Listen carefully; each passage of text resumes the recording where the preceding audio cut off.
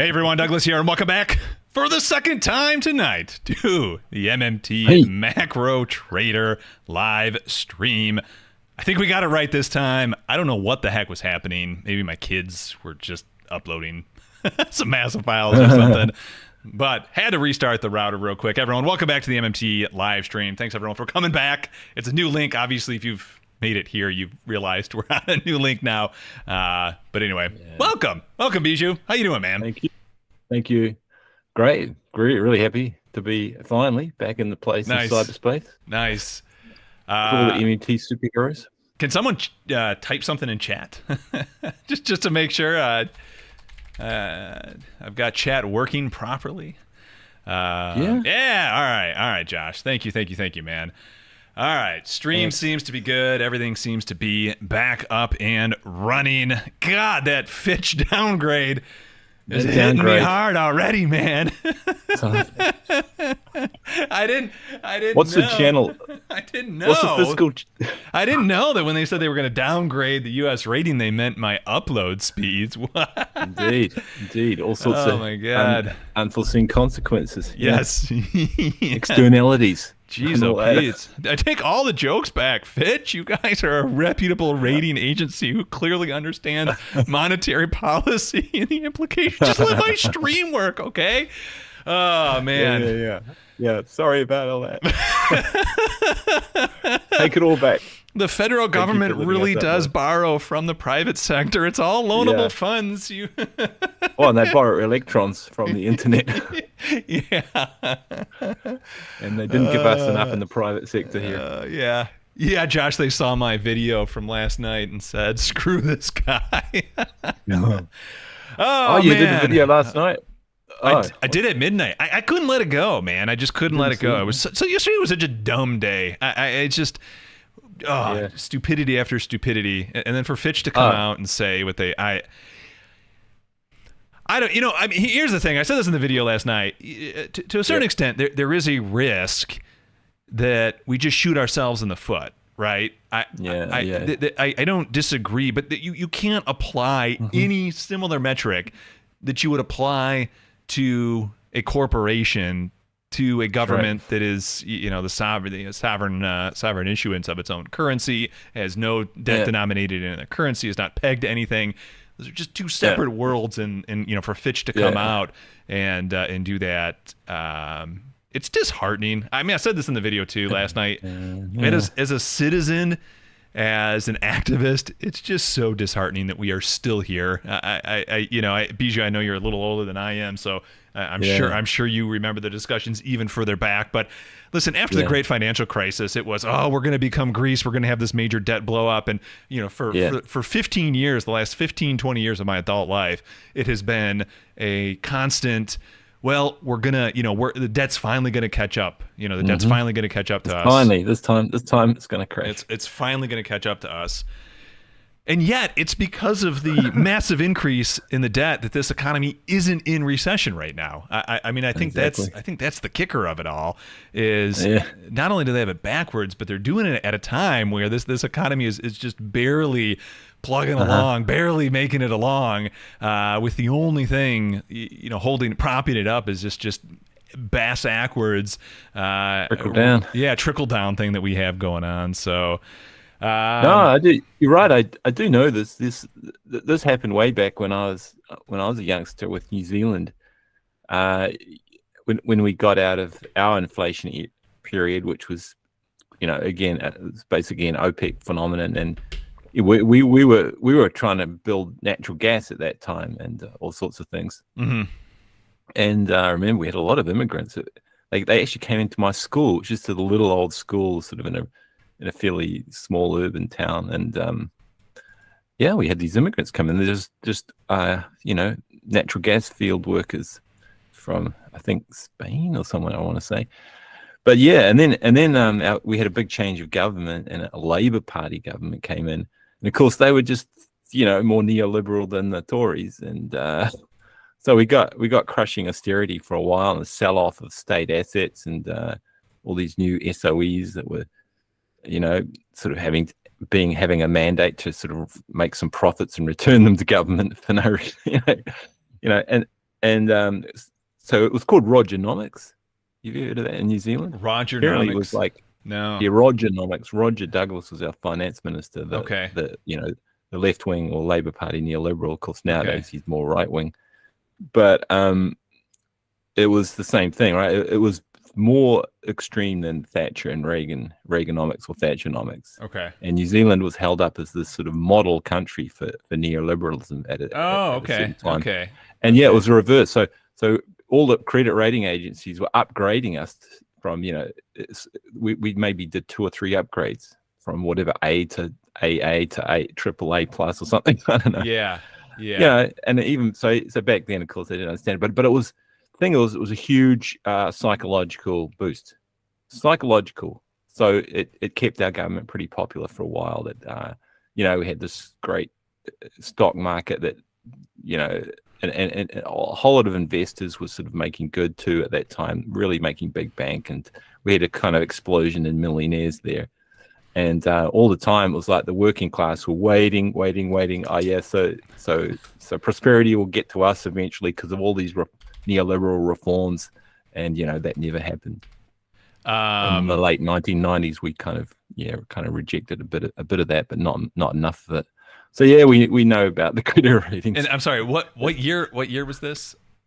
Okay, well that was around 1985, 86. We were having a bit of a boom before the 87 crash. Okay. And then it sort of kept going, and so it was just creating a whole lot of inequality in New Zealand. And we were still generating a lot of millionaires in the 1990s and through the Asian crisis and all that. Yeah. And then we had a bit of a correction with a newish Labour government under Helen Clark in the early noughts. Okay. And they started implementing a little bit better social policy, but still wasn't quite enough because they still had all the story backwards about the debt. So they were still always seeking to sort of lower the debt, so it continues today. And our possibly good progressive Prime Minister Jacinda Ardern, she retired probably because she wasn't getting a lot of love, but it's probably, there's good reason for that too, because they're still very tight on fiscal. And they're running high interest rates, and like I said a few weeks ago, it's not the same in New Zealand and Australia because, well, I don't know much about him. I actually probably know more about Australia because I read Bill Mitchell. But the structure of the debt is interesting. Household debt, that is. It's the general theory or evidence is that it's the floating mortgage rates and so forth, floating rates that are hurting Australia, whereas the fixed rates, lower rates that people were borrowing on earlier in the USA, they're helping you out there. It's a different structure for household debt in the USA, and that's partly why the trickle down is being able to work as good as it is, and it's not the same in New Zealand and Australia.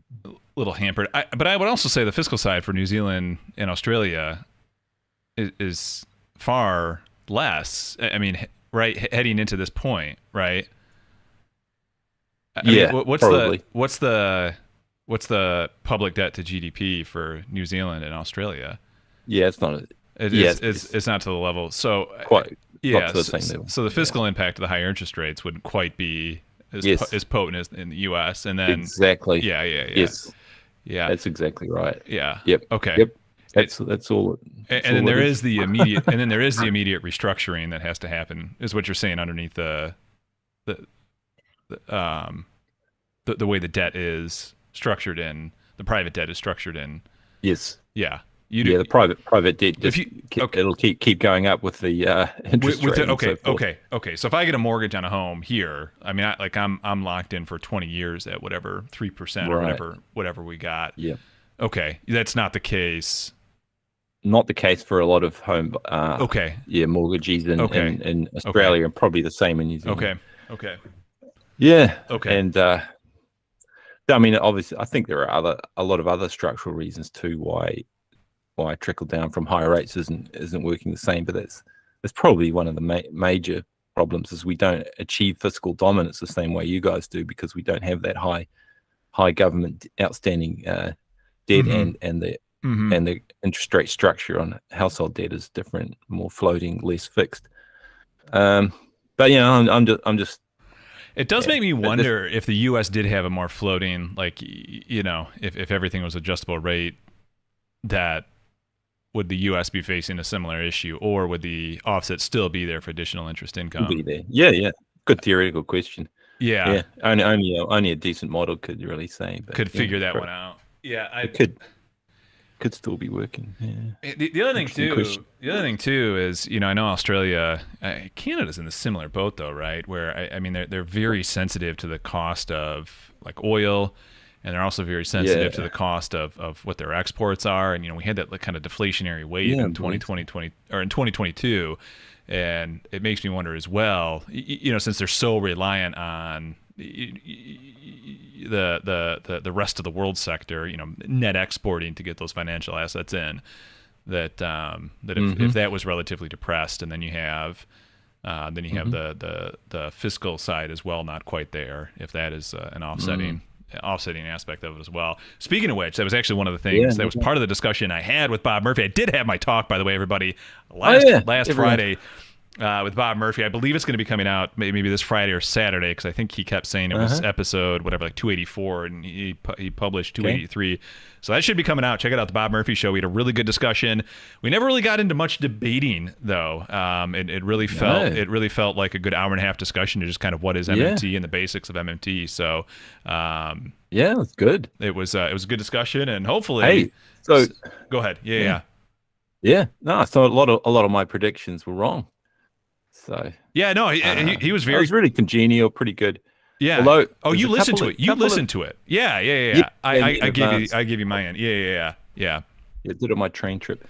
There are a couple of things that I could point out that maybe you might not have been aware of because you're in the moment, right? So being a listener, just a listener to it. How about this? Was really interesting, but it was congenial, and Bob was really trying to understand your arguments. Yes. And he wasn't pushing Austrian school. He was, it was interesting. Which I was a little bummed with, because I was definitely prepared to get into it with him.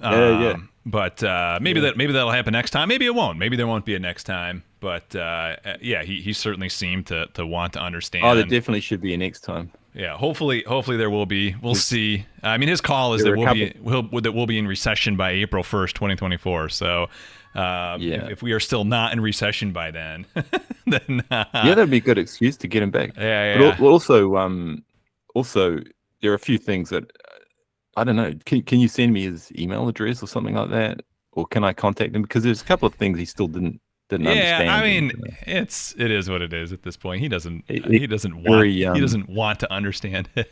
I don't think. It's not just that. It's like a I don't know. It's a principled issue that he sort of what's the term? I don't know. Disparaged Stephanie Kelton, and he's got it wrong. You think he disparaged? He's got it wrong. You think he disparaged? Oh Stephanie? Yeah. Okay. Oh yeah.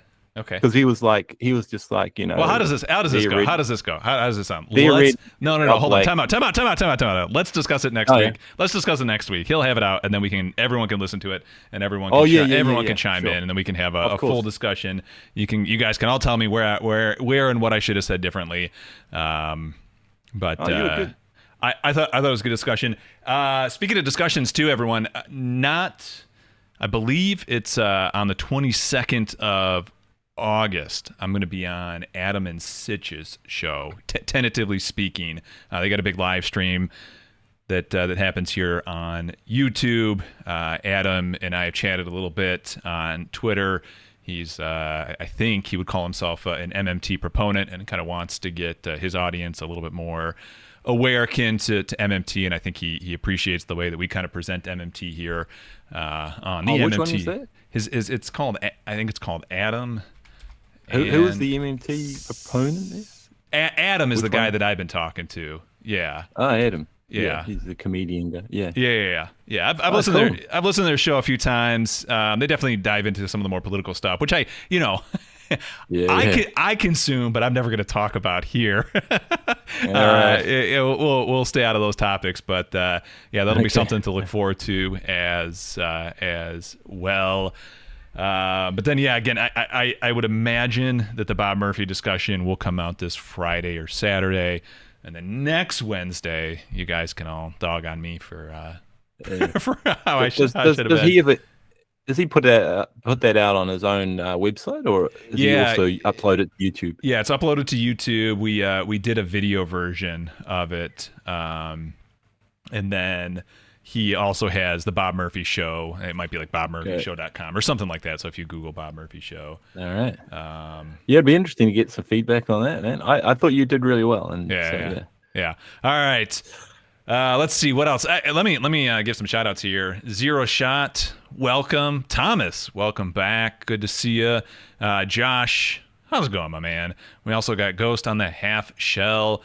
Thanks for joining us. Ty, welcome back, man. We missed you last week, but thanks for dropping back in this week. Mark, we got Monique, we got Brian as well. Thanks, everyone, for swinging back in. Michael, I know you were here earlier. Thanks for dropping by. We're back. I think we got to talk markets. I mean, let's see. We discussed the Fitch thing. We can beat that horse a little bit more down the line. Okay. I do want to talk markets because some things are happening. This is just strange. Some things are happening. Guys, you guys all know that I built a deep learning model. I've called it Deep MMT. The Deep MMT for me is just the brand name, if you will, the overarching name for the underlying model. And I feel like this model is going to be structured in a way that I can point it not just at stocks, but at GDP, at other things, because it's structured and modeled in a way where the features correspond to how we think, how MMT would explain MMT would explain that the broader macro economy. And so I built this, deep MMT thing up, and what's wild is I think I showed a preview of it here all the way back in May, if I believe if I'm right, and the deep MMT model has been predicting a top in August, and I have tried to tell myself, I've essentially talked myself out of trusting the very model that I built. Right. But yet here we are in August. I did that, so I built my Bayes model, and, it was live mid 2022, and mid 2021. It started rolling over in 2022. And I'm like, I don't think I really believe it. It was completely right. Like, I should have absolutely listened to the thing that I built. And I'm feeling like that's a bit of a case now with where we are at. So we have been seeing markets get a little toppy. What I can do, actually, if you guys give me just a second here, is I can actually pull up the prediction that I shared all the way back in May on this live stream, and I can kind of show you what it's looking like right now. I think that's the screen. I don't want to show. I'm sorry, guys. I gotta hide one thing here. Ghost on the Half Shelf. Yeah, Hal is angry with me. So anyway, this is a prediction that it made back in May when we went live with the model, shooting higher into a 5,000 top into August. And it's turned out, it knew what was happening. I guess that's the other thing too, is, you look at this, and this is almost identical to as it played out. Again, this is the data that it was running off of in May. The only thing I've done is just reformatted the look of the chart here, but it absolutely understood that we were about to shoot higher at the end of April, heading into May. It's exactly how it's played out, and it has been saying August 13th was going to be the top for quite some time. Now, one of the things I noticed way back when is that it looks like what it's doing is it's taking kind of patterns that it's seen from the prior the prior year or two, and kind of replicating those patterns, but changing the magnitude of individual moves, right? So we also topped in August of 2022 at the that same kind of mid-August. So I was thinking, okay, maybe that's what it's doing. It's just seeing that we like to top in August, right? Maybe there's a pattern there that it's seen, and it's kind of overemphasizing that pattern, and then you can see kind of the sell-off that it predicted. Again, this is all the way back in May. Is not too far. But off almost from, like it's learned Elliot a little bit. Yeah, I agree. It's like copy pasting and then readjusting. I agree. It kind of learns these chart patterns, and Jesus. Not that you're training it that way. You're just training it on the time series. Yeah, I mean, it definitely knows what what price patterns look like in the S&P because it has the data that it's training against, right? I mean, the only other thing I'm thinking of is that it's a function of the fact that I'm predicting what this model is actually predicting is the forward return, the 1 year forward return of the S&P, right? So it's always calculating the 1 year forward return off of last year's price, right? So to a certain extent, it's baking in where it was from last year at this time. But overall, this is where it's at. And now I can show you where we are at up to date.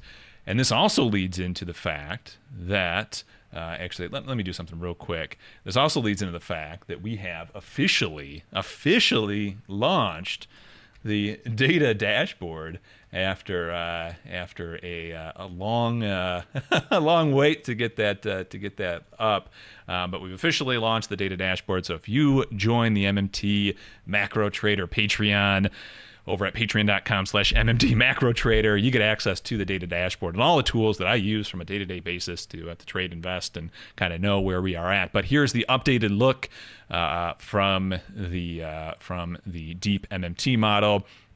And as you can see up here on the title of the actual model, it's I now just call it what it is, the 6-month forward prediction. And then version 1.8.1 means that it's version 1 of the model structure. There's a version 2 that's in the works that I'm working on right now. I've got some fun stuff I promise I'll show in the not too distant future from some of the deep learning stuff. 0.8 just means that it's the run that's happened now. I retrain it about every 2 weeks. So 0.8 means that it's been retrained in August, and then 0.1 means it's the first retraining of August. So that's the version number, if I haven't bored you enough at this point. But just so you know what's going on here. But anyway, pretty much the model sees us topping in August and then having a pretty deep pullback from there, essentially predicting what happened last year and then back off to the races as we bottom in October. Bijou, I'll let you get a word in just a second. I know I'm dominating early on here, but what I did want to point out is it makes sense, right? I mean, we do start to roll over in August for the kind of post-June spending pause that kicks in. So July and August are pretty strong. Fiscal months, right? We have a lot of flows coming in, and then about mid-August is when those flows begin to peter out, and then from mid-August through October, through the middle of September, you really get essentially a net drain, especially coming into September. You get the tax receipts mid-September, and that puts a lot of pressure on markets, and effectively what my argument is right now is that we'll probably get a pause. If anything, we've just seen one heck of a rally, and pauses happen. I mean, this has been an amazing move, and pauses happen after a while. But I still question the magnitude of the pullback. I think it's over reliant on predicting the pullback, similar to what happened last year. My guess is maybe we get back down to say 4,300-ish, give or take, and then after that, I think we'd be off to the races. So we'll let the model continue to kind of figure things out as it moves along. But what is creepy is that, lo and behold, man, here we enter August, and this thing has been saying all the way since May that August is going to be where we top and we start to sell. So I've done the exact same thing that I did with my other model and think, well, maybe this isn't exactly correct. Maybe I'm smarter, but maybe I need to trust the damn tools that I'm building. But that's where we're at right now. That's kind of the update. Bijou, I don't know if you have any thoughts, man. I'd also like to jump through some of the dashboard stuff as well. So I'll let you get a word in before I go on my next diatribe monologue. No, man, that's great. I don't have any thoughts at this stage. Just I like to just wait and see what happens, and it's just a very interesting period. I guess my overall thought is how fascinating that you've got these tools up at just this time in human history where things are really kind of a little bit weird. Yeah, and, yeah. And it I mean, yeah, I just hope people come and have a look at it. And, I agree. You know, they can judge and really, question and have a look at what the methodology behind the scenes are and how you're building these things. Because, for me, it's like, it's not just about making money here, but about teaching people what, how money works, how the macroeconomy top down in a sense can influence markets. Well, at least the index funds. And man, baby, why not learn some MMT if you can see this? I mean, just as a hard sort of empiricist. kind of drives you to want to understand, what's the theory behind this guy Douglas's charts and things.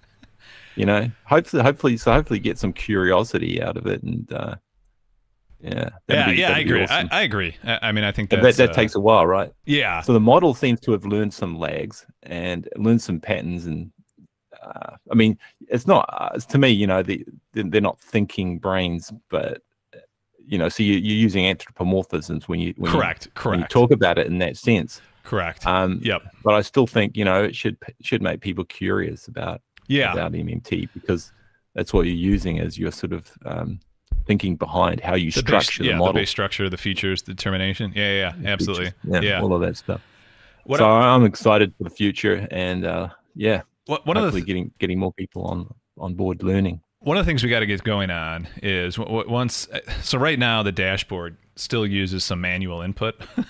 Once we get it fully automated, that'll be nice. I don't want to say it's the next step. I'm going to be happy kind of with where the dashboard is, and we'll just take the manual steps necessary. But the next step is getting Deep MMT2 fully built. I've learned a lot on building deep learning models, and one of the issues that I've always had is you have quarterly data, monthly data, weekly data, daily data, right? You want to mash all these together, and then you have some data that is non-existent, and then all of a sudden it exists, right? Like the reverse repo that has trillions parked in it. And how do you combine all these, right? How do you tell these deep learning models that just ignore this, and then all of a sudden it's really important, right? And so that was one of the things that I've solved, and so far getting pretty darn good results from some of the early training I'm doing on the models to start to look at various things at different timings, and so that's good. So Deep MM2 is built to kind of understand various data when it comes in, and also understand all is effectively daily. The next thing too that I really want to do with Deep MMT2 is make it, and then I'll apply this to the Deep MMT1 structure, but make it in a way. There's this thing called SHAP numbers, SHAP, and it's a Python package that allows you to essentially look back at all the data that you fed through your deep learning model and see when it finally comes out what of the features that you fed into the thing are most determinative in the actual outcome that was predicted, right? So there's a pretty cool Python package. Now, what you can't do, it's a little unfair to do this to that idea, is to say, okay, well then that means it's a causal factor. All that it means is it's just the most correlated, most correlated data point. But if you can get the most correlated data point, and then you can use things like Granger cause or convergent cross mapping and determine a causal link, right, from that angle, then all of a sudden I think you can start to say, well, this may or may not be what's actually causing this, but statistically we have the evidence, right? There's at least evidence pointing there.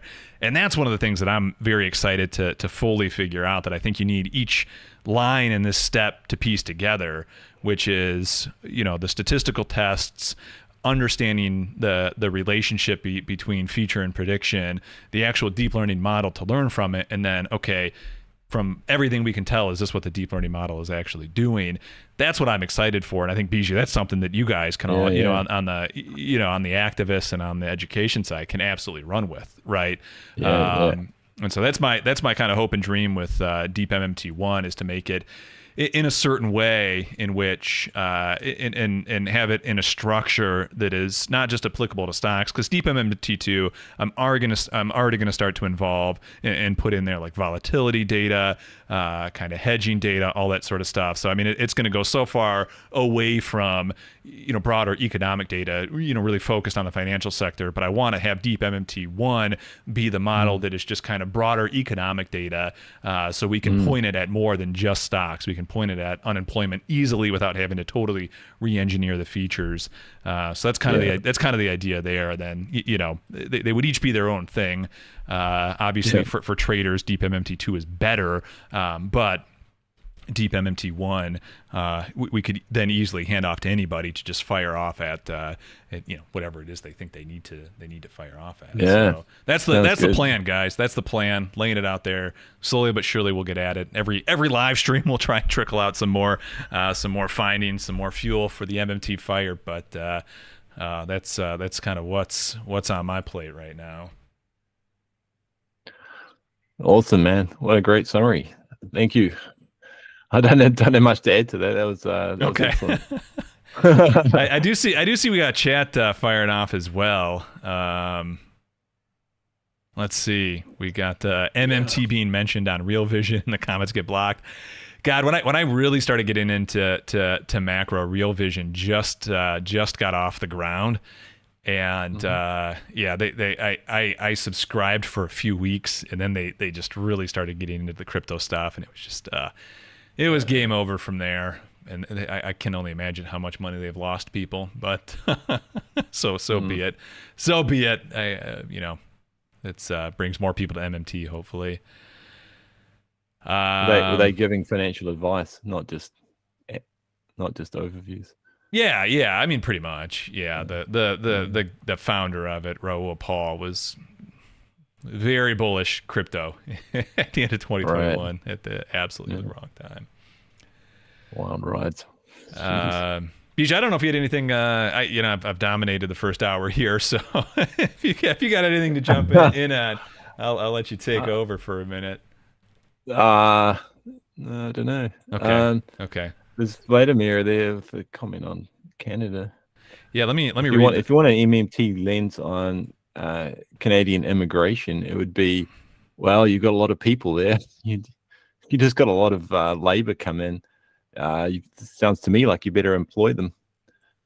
Yeah, it sounds to me like you better employ them and give them decent yeah. wages so that they can buy what they produce and more. Yeah. And then you're off to the races.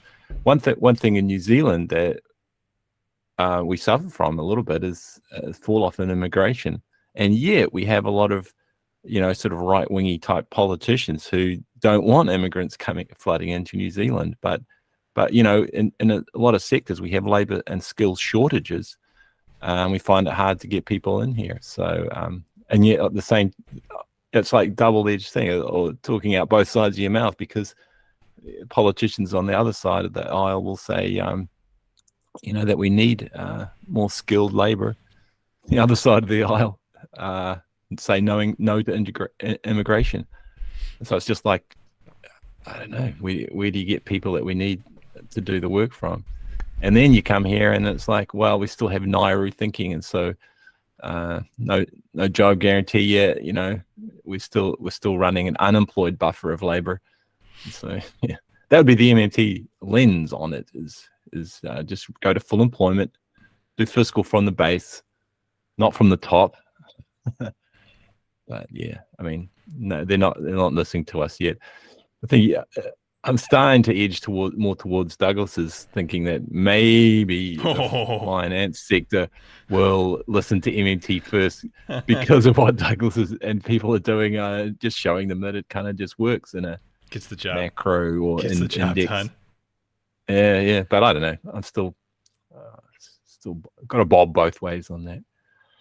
I think it's interesting because thinking back to the conversation with Bob and just my own thought process as I was prepping for that, I do understand now more than ever. I think after really rethinking MMT through again, from kind of the bottom up and having to discuss it, right, having to kind of explain it to people.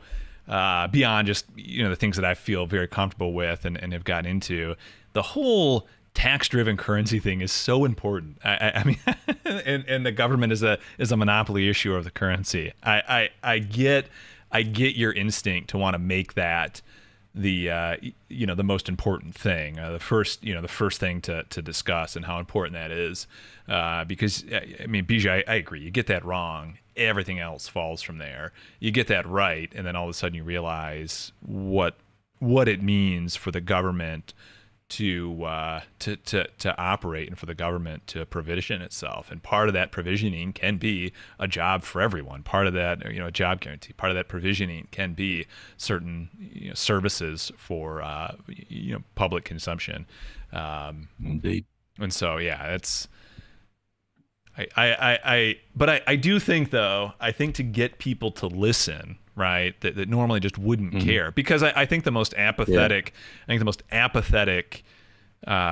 section, definitely in terms of overall volume, is going to be the middle to upper middle class, right? There's no need for them to think differently, right? It's everything's working for them just fine for now. But they also are one segment of society that perhaps has quite a bit of anxiety about global boiling, what used to the theory formerly known as global warming. So you know what I mean? It's like there is a provincial type of thinking in the middle class, upper middle class, that they're doing okay, and probably they're going to be fine going forward. And there's a recent Obama video that came out showing how he was so sort of cynical optimism is the word described. Oh, we're going to be okay, but a few 100,000 people will die or have to be relocated instead of millions if we top it up at like 2.5 degrees Celsius instead of 3. So we'll just lower or raise our expectations for the temperature, which means lowering your expectations, right? And thousands will suffer instead of millions. So hold on, I'm sorry. Obama said that? Yeah. No kidding. Basically. Wow. Okay. Yeah. So it was pretty bad. It was like his daughter comes to ask him, "Why didn't you do anything when you?" And it's like, "Well, I didn't have the power. Couldn't do anything. Yeah. Nothing to do." Yeah. It's like, but as long as we go under 3 degrees, we'll be fine. Few people will have to relocate, but not millions. So we saved millions of lives. It's kind of a weird kind of logic. Oh my God. Yeah. That's really good. That's really good. But the other thing is that we predicted 1 billion dead, but only 1 million ended up dead. So we really saved. You got it. 900. That's right. Exactly. 9 million lives. Please give me a Nobel Prize. Yeah. Okay. Yeah. If you have a Nobel Prize for doing nothing. Yeah. But leaving it to the millennials. So that's one thing. Second thing is, so the provincial type of attitudes. Eventually you're forced to start realizing you live in a society. So it's not about protecting your family and your kids. It's about protecting other families as well, because you're so interdependent. If you want to preserve anything like your current standard of living, you have to support everyone else. You have to be interconnected and whatever you can do to help your neighbor and whatever they can do to help their neighbor and so on is how you build strong communities that are resilient. And so I think eventually the sort of middle upper class will have to realize that too. And that may change a lot of their voting patterns, their political activism. They may suddenly sort of turn onto the switches. I've got two other things, or maybe three, but two biggies. The other one is I was discussing this talk with, I forget where it was now, but there's this guy who writes on the intergenerational, sort of paradigm changes and things, and he talks about these 4 types of turning points. Yeah. Neil somebody or another, the fourth. Neil, Neil Howe. Neil Howe. You got it. Thanks. Yeah. So it's really interesting because he's kind of saying, well, the boomers kind of effed us all over. I don't have the bleeper, so I can't bleep myself. the boomers us. There. Yeah. And Yeah, I have to borrow my bleeps from Douglas. He's the bleep issuer. So, but just to make it real summary, I won't go into it at length. It's a good talk if you get to listen to him or read his book. But generally, his thinking, and it's a little bit of that sort of crystal ball futurism type stuff, which is a bit dodgy, but it's kind of interesting. It's really interesting. And the way he puts it is that the boomers will eventually come over to the good side and support the millennials, and start to get some stuff done on a really fundamental sort of structural societal shift towards a more healthy attitude between sustainability, human beings and the environment. Just overall, not rapacious capitalism, but more enlightened private enterprise and all that, and that can really only come from a sense of community that was present in the Great Generation. Those were like World War II people, fought World War II. They had a sense of community. The boomers lost that. They became very hyper individualistic, sort of selfish, sort of narcissistic, the hippie generation. But he reckons, this guy, Howe reckons that they will eventually come back to the millennials. The millennials and Zoomers are very community minded. They don't mind community. They want more community. They want and of course with MMT, they've got a chance to actually have governments that do something to support community and not support oligarchy. And so what happens when you leave people up to individualism? You get that's how you formate monopolies and oligopolies, because you're sort of you don't have the proper regulations to safeguard your democracy, which is why we don't have democracies yet. And the other thing is, so that's what he reckons in, and he even has some hope for Gen X's, right, which is me and all my mates. We were the most beeped generation of all time. We just had all the horrors of austerity, and you're no hopers, you're losers, you're no good for anything, and we all missed out sort of on the big internet tech revolutions that was happening when we had already come of age, and so we weren't native to the internet, and we were just completely steamrolled over our generation. So but we'll be maybe the ones in power. So this is one of the questions. This is one of the questions I have whenever I listen to the Neil Howe, and just one of the things that always pops into mind, because I think he says that like the similar generation historically that kind of mimics what was Gen X, that they never got to power. Like it'll skip Gen X, and the next power hub will be millennials. And if I'm not mistaken, I'm like the beginning of a millennial. So I mean I'm 39. So I tend to think that might end up being the case. Sorry, Bijou. It might be. Sorry, Bijou. So it might be the case that we just get totally just passed over by history, the forgotten. Could be. I'll remember. I mean, I'll remember. We've done a lot of work behind the scenes, but it's like we've been the voice of like all sorts of voices: hope, optimism, nihilism, defeatism, all sorts. Like it's been crazy. What was the other thing? So the third thing was like, how do you have a more enlightened government? And for that, I was listening to this guy Brian Klaas, Klaas, and he did this really excellent talk on what's that show called, the channel called The Big Think, I think it is. You get quite a lot of interesting range of speakers on that channel if you look him up. Oh yeah, he's on that one. And he's talking about like psychopaths, which is kind of interesting. It was a big, long, like 2 hour sort of lecture he gives, but it's kind of just fascinating. I'm kind of curious about sociopathy of psychopaths because they're the ones that tend to rise up in leadership positions in corporations and government. So it's like it's a big freaking problem how to get rid of them. Or how to stop them rising up to power in the first place, because all the incentives are for a narcissistic, Machiavellian, psychopath to get those positions, because that's how you get them. That's the best way to get them. Best way to rob a bank is to own one. Best way to screw over the workers is to be in government. So how do you get rid of it? And I don't know. It's a good listen to, but near the sort of third quarter or end of it, he has this really interesting idea that I sort of never heard anyone talk about before. But instead of using sortition, which is a system where you just randomly choose people to be representatives, or it's like voting, but it's just random. You just pick a person at random. Instead of using that for government, you use that for what he calls a shadow government. But to me, it's not shadow. I think it's sort of a bad language or bad metaphor.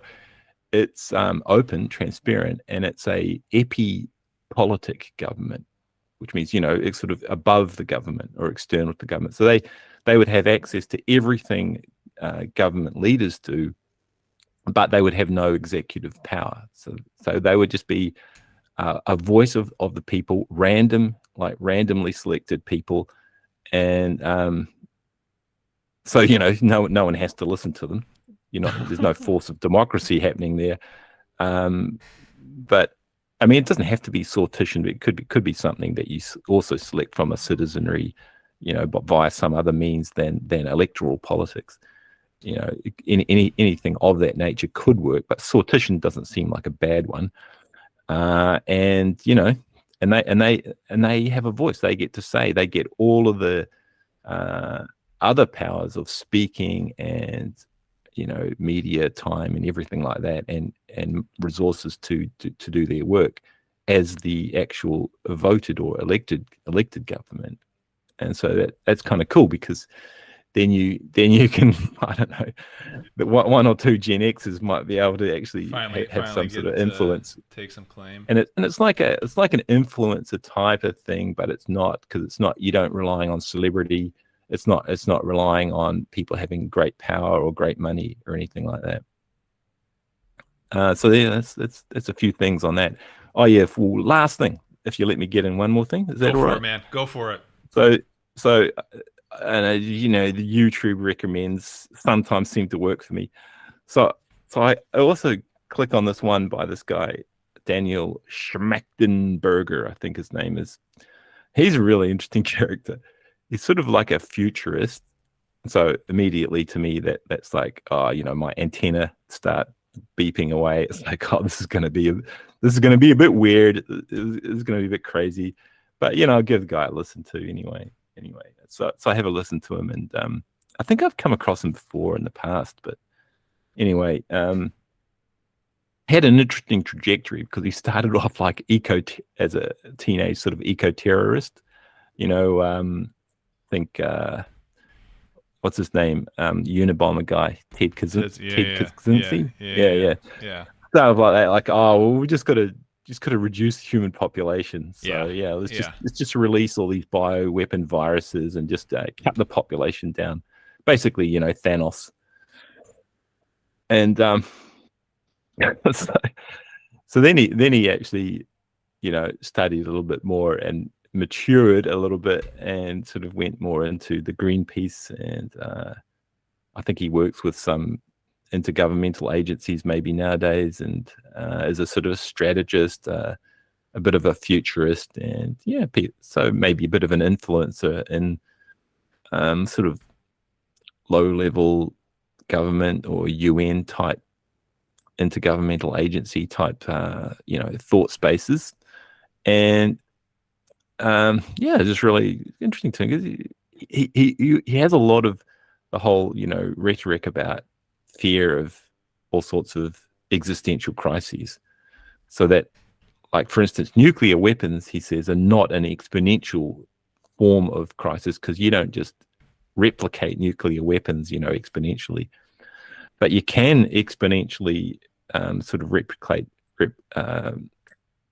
do other things like CRISPR biotechnology, gene splicing could be done in someone's basement. And so you've got risks of all sorts of pathogens getting released that way, and global global warming can have certain exponential runaway effects, although I don't want to say exponential. They're more, they're more natural. They're naturally contained, but in the exponential phase of growth of any kind of pathology, you've got, severe risk like COVID and that sort of thing. So runaway temperatures could be the same. It could be a massive sudden change in global temperatures somewhere, and before there's a correction, you've wiped out a whole lot of species and called massive human suffering. I think we're seeing that play out as we speak. Yeah. So he's a bit of a sort of fearmonger in that sense. But then, of course, the other thing, and this is getting to the final point. This is why I'm on MMT macro trader here talking about it. Is because then he talks about exponential debt. Yes. Yes. But what do you think he means by that? Oh no, government's constantly going into debt. No, I know. Government can't get their left pocket to pay their right pocket. Suddenly loses capacity.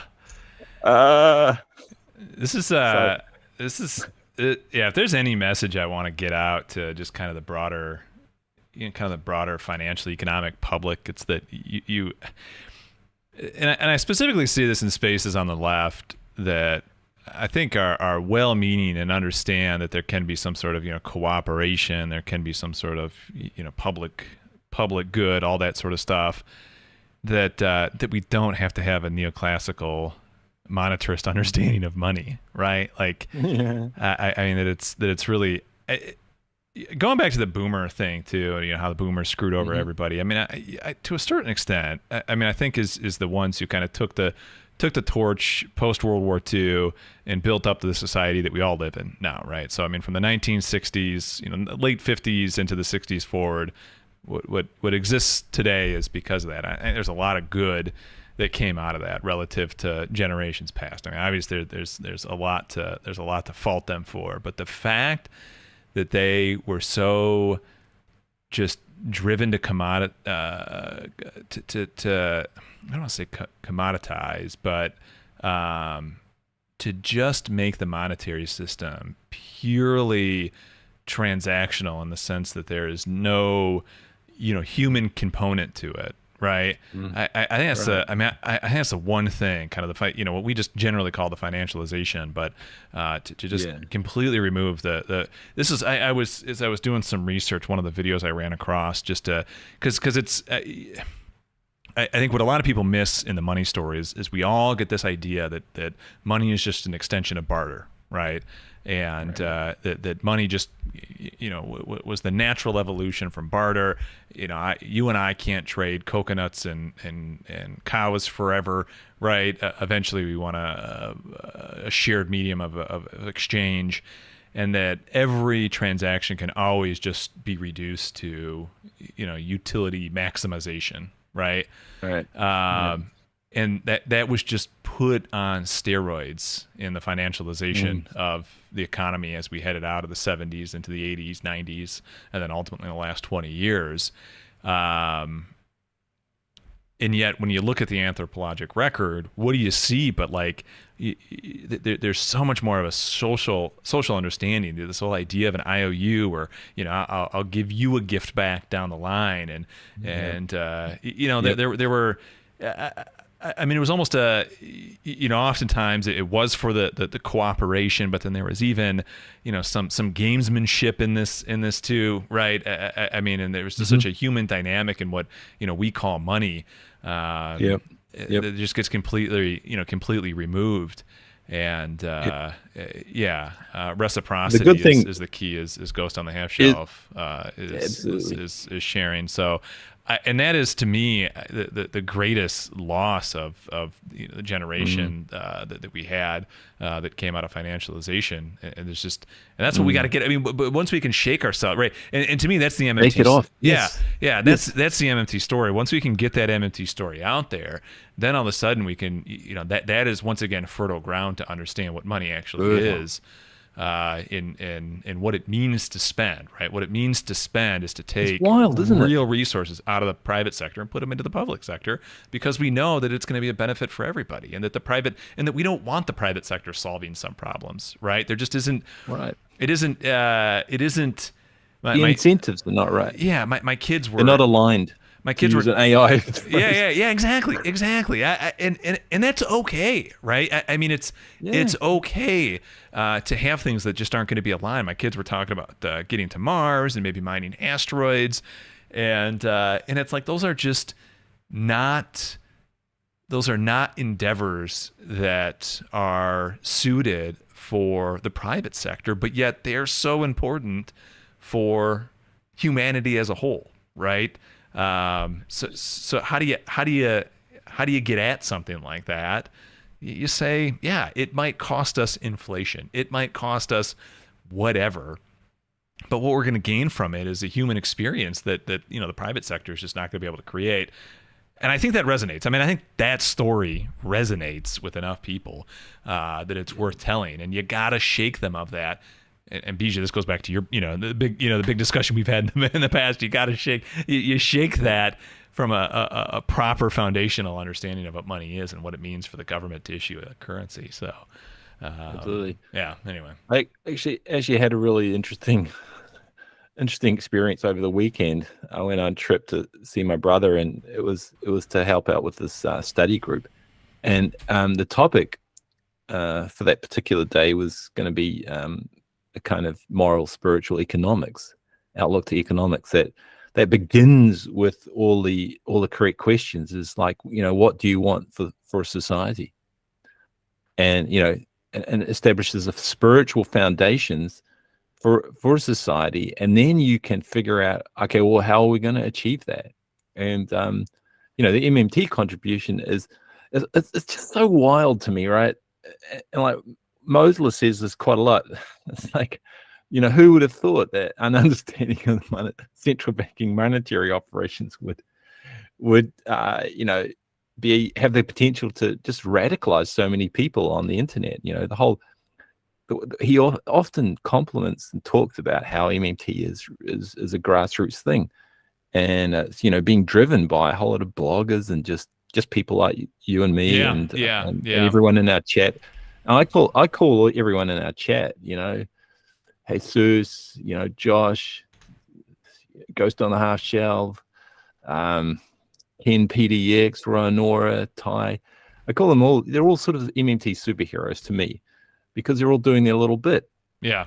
And even then, we're still a very small community, relatively speaking. But it's just wild that it has the potential to radicalize even the boomers. Even the boomers can get switched on to it, once they grapple with it. Yep. And it's like, it can open their minds, and they're like, oh, holy crap. And before the end of their life, in their retirement, they've got so much still to give back to society. It's not just that they helped the great generation build what is America or what is current world. They can undo all the horrors that they foisted on everyone with neoliberalism. And it's a huge potential for that. So it's like, you don't have to be a total nihilist and doomer. If you don't want to be, you can choose to learn a few other things and figure out how things can be done. But that was just the funny thing, right? I often just go into a bit of a rant on the YouTube comment section about when I hear these people come up with all these great ideas. Okay, so Neil Howe did the same thing. Neil Howe has been, dude. He's just like, balanced budgets. Once we get balanced budgets, they drag him on. They drag him onto so many shows. He's been, it's gonna be a massive crash. A massive crash. It's, the sky. That guy has been calling for the sky to fall. That's the unfortunate part with so many of these people, is they're always like these doomsdayer guys, and that there's there's no way that the phoenix can rise again except through the ashes of burnt society. And that shit sells, right? I mean, look at our following here, right? I mean, we've been growing, and I'm super happy with the growth. But you look at these these absolute grifters who sell fear and sell doom and gloom, and they explode. But you sell an honest take of where the economy is going to go. Everyone's like, I know. Okay. You're not half nihilistic enough for me. Yeah. Whoa, no, hold on. I'm the happy nihilist, though, right? I mean, that's the difference, right? I don't know. Yeah, that's the difference. Well, there's parallel processes. Okay, so in any large system, and of course, what more complicated system is there than the entire planet Earth, right? Plus the sun and everything else. But I don't know if we need dark matter. Can we get rid of dark matter? Dark matter can go away. I don't need it. But everything else from the sun to the Earth is. But the Earth's biosphere in particular is such a complex system that there's always patterns of growth and decay occurring in parallel.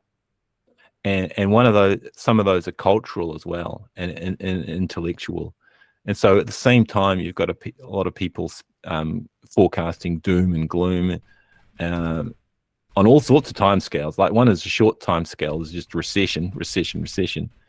And then longer time scale is,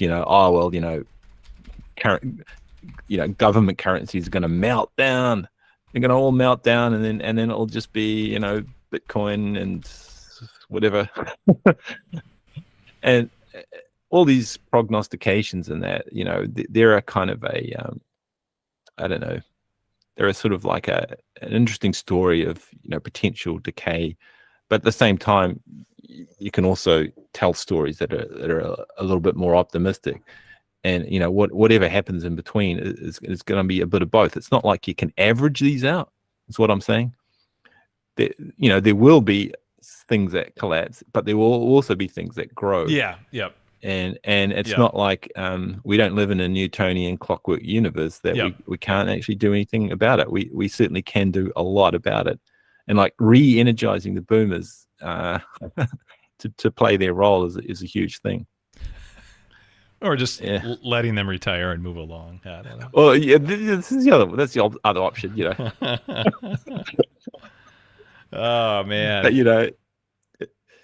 if they're supporting the youngsters by trickle down or whatever, and then they're kind of playing a little bit of a role at the moment to keep things propped up. But yeah. So I just have to get in on those comment sections whenever I hear it's got to be balanced budget, so we got to pay off the debt and all that sort of thing. It's a never-ending battle. Maybe they do know, and they do just want the Great Reset to happen, and they know the way to get to the Great Reset is to balance the budget. Maybe that's the path. Ghost on the Half Shell Man, thanks for I hope you appreciate. You know what I don't have for a thumbnail? I was going through all my time. I gotta do another photo shoot for some more thumbnail stuff, but I didn't have a good face for today's thumbnail because I really want like the I'm scared, I'm concerned without the hands on my head. I have to take the glasses off. I don't even know if I can do this, but like a very like yeah, that's pretty good. That's actually pretty good. Someone screenshot that. Yeah. I'll come back. Actually, the subtle head motions make it actually. Like, you can't quite freeze it. This isn't what I expected, guys. No, it's all melting down. I think when I really want to do when I really want to do a banger live stream, I think I'm gonna go with, oh God, was MMT wrong or something like that. That'll be the clickbait one, and then we just get in here and chit chat. Did you want to talk about anything from? It's always a little bit. I don't know, a little bit sad for me that we don't really go into real deep dives on these things. We're just sort of chatting about some of these highlights. Well, what do you want to go on a deep dive on? But where do you want? I don't know, man. Dive deep. No, I mean just all that generational stuff, and then also the other thing that I mentioned, the shadow government stuff. It's like I read these articles and it's like, I don't really, apart from my brother and a few others, I don't really have people to really talk about it in depth. Whenever I get together with my brother, though, I'm a bit of a wreck because we talk all night, right into the morning, and it's like, there's a bit of a hangover effect after that. My voice is always hoarse and dry and sore. I lose weight because I'm not snacking. I'm just talking with my bro. But yeah, no, it's not something that we want to do on a live stream. I think you want to sort of prepare that and do some more educational material, sort of spin off from MMT macro trader into the educational side that Adam and Ryan, or Adam especially, was talking about. But that just So I thought, instead of going more on those topics, is there anything you wanted to bring up from Adam and Ryan and your Twitter highlights of the week or something like Twitter that? highlights of the week. Twitter plays of the week or X plays of the week. Hey, Zeus, what I liked was Ryan's recent one. Zeus, I will take my Oscar, by the way. I will take my Oscar, and some dumbass on Twitter still owes me a Nobel Prize for economics. I forget. I bookmarked it, but I will take my Oscar behind me, and I'll take my Nobel Prize in economics behind me as well. Yeah, thank you. I appreciate. I appreciate it. It is every time I ask my wife to take some pictures for thumbnails, man, her face just lights up. It is. She absolutely loves it.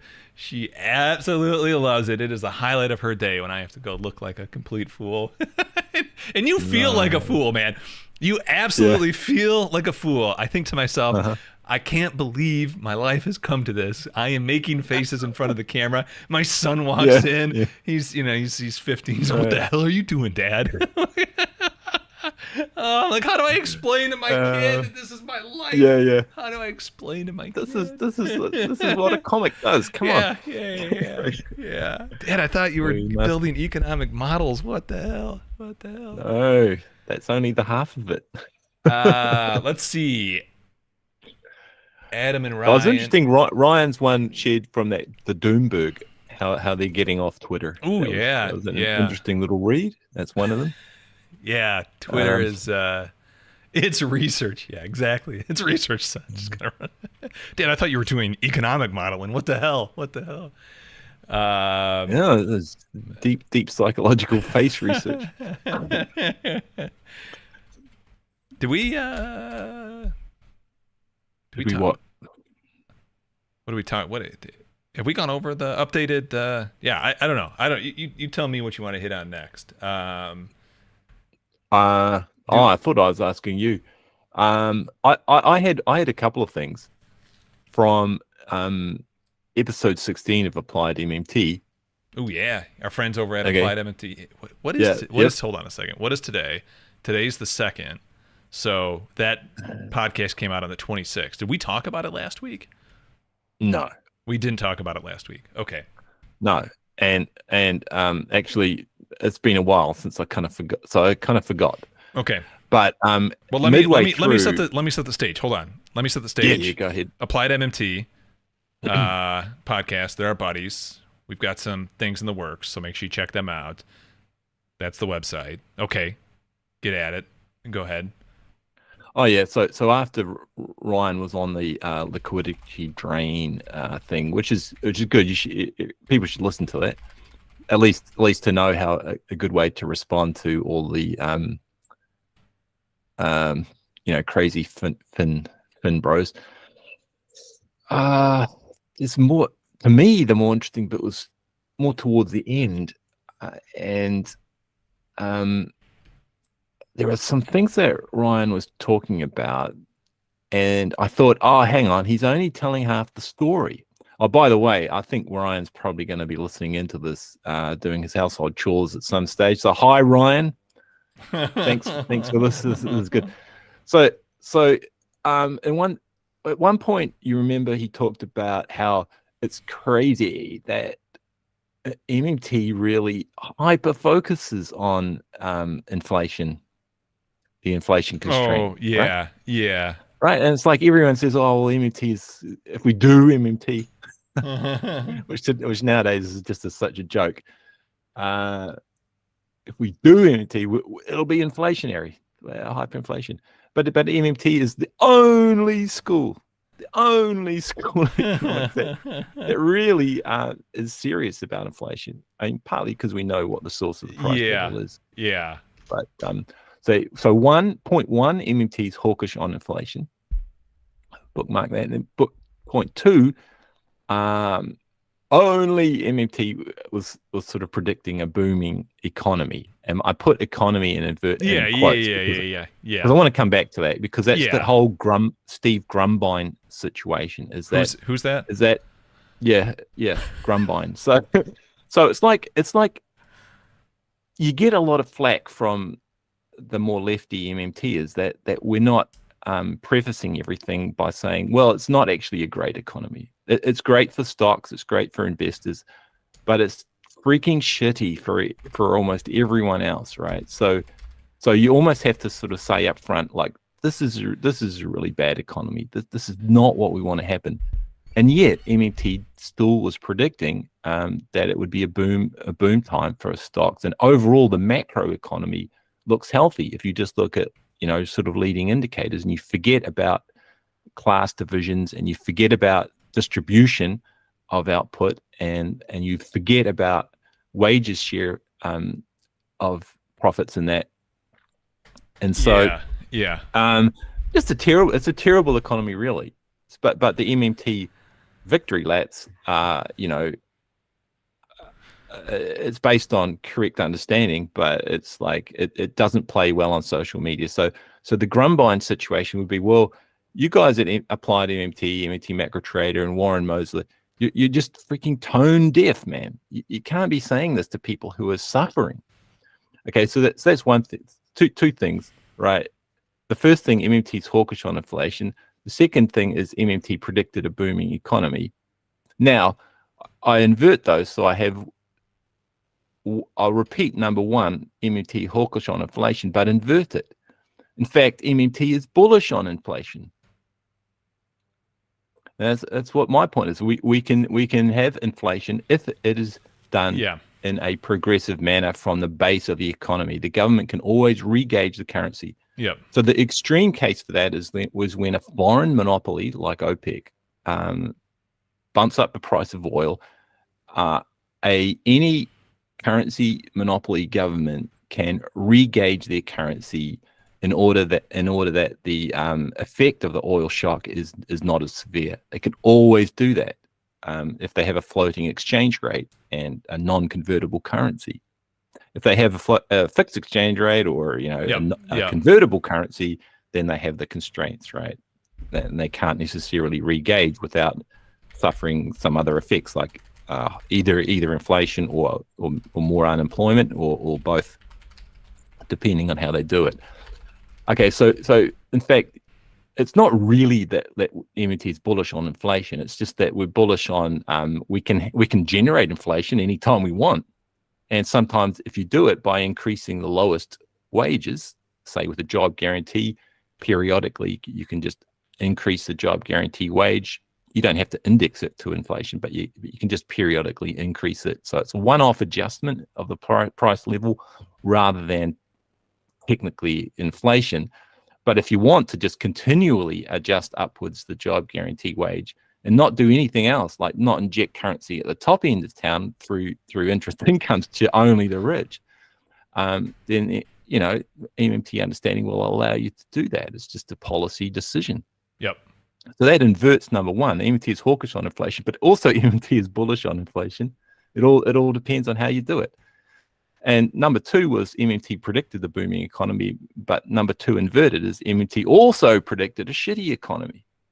Like every MMT I know, Randy Ray Bulmich has also said, well, this is a terrible situation for the poor and the working class. It's just terrible. It's a total dystopic way of boosting the economy. So I know the thing is though, the Grumbine situation is that he gives you a lot of flack, but he's right, but also you guys are right. So and Applied MMT and MMT Macro Trader are not on Twitter to dunk on leftists. They're there to dunk on the monetarists. Exactly. So don't let it get under your skin is the message there. Yeah. And so I thought that was interesting because actually at the end of the Applied MMT number 16 episode, Ryan actually, I think in a sense, does that inversion. So he but I wanted to make it more clear. So it was a good discussion and I enjoyed it, and that gave me that little opportunity to rant to you today. Your screen, I got a couple of other things, but your turn. I shared your screen, by the way, just so you know. Oh, right. Your tablets. Well, Politics Joe is a channel I like listening to, but they also get the government debt wrong. Couple thoughts. I'm not going to get into the one issue. I'll let it be what it is. With regards to inflation, though, that's the one thing I wish that would have came up in my discussion with Bob, which, by the way, Roy Nora will be up, I think, soon. It's a pretty good discussion. Really didn't turn into much of a debate. Hopefully, we can get to debate. If we never do, I will. I mean, I still have tons of notes that I took, and some research that I did specifically for that discussion. I will drop that on Twitter. I mean, I'll just do a thread or something like that, and kind of go through that, depending on how that plays out. But one of the things I wish I would have said is the whole bullish on inflation. I think that's a very big paradigm shift. I think it's something that is worth shaking people of. Is that I understand the convention of using what do they call it? Push cost inflation, demand, whatever. I can't. Yeah, you get it. Whatever. Right. But I think it's better to understand deflation or inflation in terms of kind of the monetary phenomenon that is happening with inflation, because I maybe a different way to put it is just what is the causal chain that's creating the inflation, right? Obviously, there's nothing anyone can do if the one paper mill in demand pull cost push. Thank you. Right. There's nothing anyone can do if the one paper mill that supplies paper to your region catches on fire. Right. That's going to make it right. I mean, it's going to be kind of hard to get paper momentarily until the supply chain figures things out. Momentarily, right? Okay. So, and we can understand that a lot of the inflation that we had through 2022 was, a direct connection between of that nature. Yeah. Right. Between the war in Ukraine, between the post-COVID settling of the supply chain stuff, and then too, I'll even kind of admit it was wild post COVID because no one had anything. They gave everybody money during the the COVID period, but no one had anything to buy at that point, right? So like it's like, okay, we're back open, so to speak. Okay, it's we're back open. You can buy things again, and of course everyone's out. So I mean, I'll even concede that in terms of the what we measured as CPI was in part because of the massive stimulus that played out at that point. Obviously, a lot of converging factors. But what I'm not going to concede, and to me, none of that is bad, right? Inflation has figured itself out, right? Yes, right. It solved itself. It's not anything that we have to worry about. In that capacity, right? What I think the better story to tell on inflation is if you decide to issue debt in a currency that you don't have sovereign control to issue, and the way you're going to get about servicing that debt is printing the currency you do have sovereign control over to go buy the currency to settle the debt. I agree. That's going to cause some issues. That sounds like totally messed up. That is by definition devaluing your currency. I don't disagree. And I think this is where the MMT, kind of the MMT setup gets you, the MMT framework gets you to understand that what MMT is discussing when they say full employment, what MMT is discussing when they talk about spending, they are not thinking in a loanable funds world. They're not thinking in a fact that, we got to go find this money from someone else. It's completely different. But when you get into that mindset, all of a sudden, I am in agreement that the way that a lot of countries do things is really bad and will cause a devaluing of the currency, and in no way brings any benefit to the public. I 100% agree, and so I think pretty much by policy choice. It's a policy choice. It's a policy choice. It's a policy choice. And so I mean, these are all decisions, and this is some of the stuff I wish I could have come up with Bob, because I think this kind of proves the MMT proves the MMT. It's a whole different topic. You needed another hour. Hopefully we can get into it one day, but if not, I'm still very satisfied with the conversation I had. I said to Bijou and the rest of the group that we have that are kind of working on some things, excited to share the not too distant future. But I told him it almost felt like an hour and a half advertisement for MMT, right? I mean, he really wanted to understand what was going on. But that was the one thing that I feel a little bummed about, is to at least get in there. That no, I really think it's a good thing that we have inflation. I also think it's a good thing that people don't want to save in the currency. There was a point in the debate, and I never realized it out of the maybe dozen or so times that I listened to the Mosler-Murphy debate. But Mosler almost says, well, we have 1 million investment vehicles. Why do you want the currency to be one? And then the moderator cuts him off. I'm like, what a great point that Warren makes right there. And it's something that is just, I mean, I've thought of before, and obviously I'd heard the debate, so it must have been from him. But I thought it was an original idea to me. But why do you want the government picking and choosing what savings investment vehicle you're going to have? Like, let that be part of the private sector. I don't know. Yeah, that was based, man. That happened quite a bit in that little debate. Yeah, I wish the moderator would have let that hit, because it is such a good point. It's also Warren's style, right? Yeah, he does speak in short bursts and phrases, and so he might not have even elaborated if he had the time, because the point was made. Or he got to point out, when you picked up on it, I pick up on it, MMT has picked up on it, but the other audience don't quite get the time to absorb what he's saying. Yep. Yeah, man. I think. Oh, was that rounding off that bit? I think so. There was a question higher up. It's a question higher up, and one from Ghost on the Shelf. Yeah, Ghost on the Shelf on does foreign trade affect the mechanics? Well, the question up top was to discuss the bond issuance that is taking place this week. Mark, if you're still in chat, you can hold on. Let me go to the Ghost on the Half Shelf's question first. Ghost on the Half Shell question first.